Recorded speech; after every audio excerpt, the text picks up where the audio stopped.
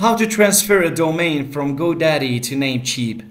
Looking to transfer your domain from GoDaddy to Namecheap? Here's a simple step-by-step guide. So prepare your domain on GoDaddy. So sign into your GoDaddy account, navigate to My Products and select Domains. Find the domain you want to transfer and click Manage. Then turn off Domain Lock-in by selecting Unlock Domain. Request the authorization EPP code by clicking Get Authorization Code and check your email for it.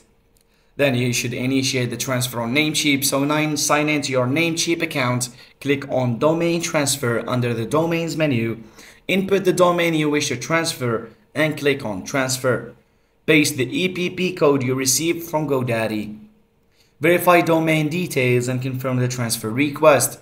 Check your email so you receive an email from Namecheap to approve the transfer. Follow the instructions in the email.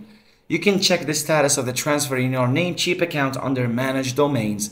The transfer can take up to 5 to 7 days to complete, but you'll be notified once it's finalized. So, check your email quite often.